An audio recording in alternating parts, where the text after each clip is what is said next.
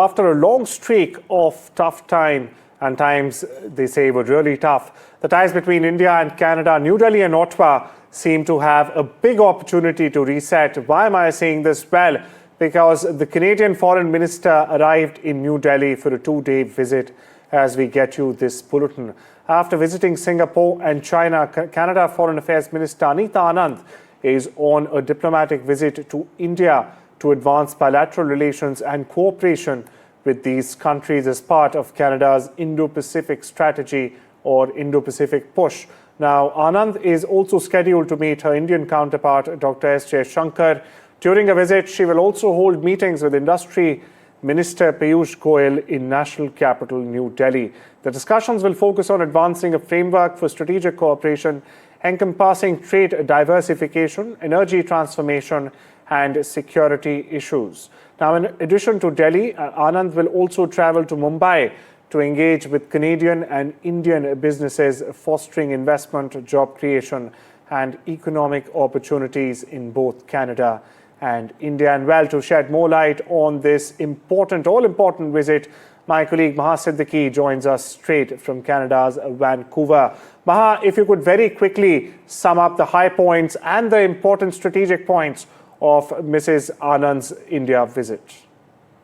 So, Arjun, first of all, this is a 5-day, 3-nation tour, India, China, and Singapore, and that should give us a sense of what's top of the mind for Canada here. And it is trade in the Indo-Pacific region, which has also been pretty clearly spelled out in the statement before Anita Anand left for her visit to India.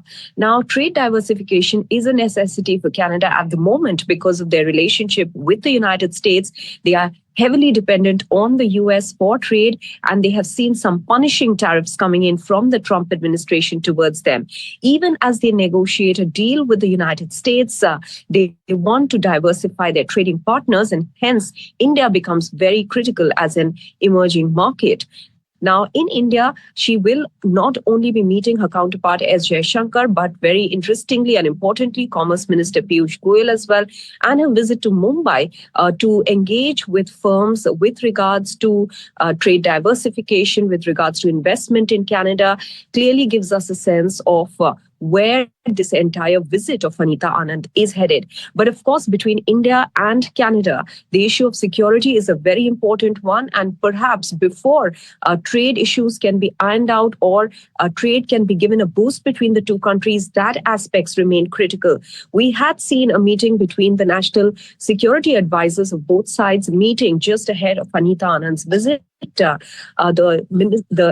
NSIA from Canada had met with Ajit Doval, and issues pertaining security from both sides, whether it's the issue of Khalistan separatism, which India says gets a political space here in Canada, which is very unsettling for India as far as Canada's issues are concerned about transnational repression as well as transnational criminal gangs. For instance, the Bishnoi gang, which has now been labeled a terror entity in Canada, these become important.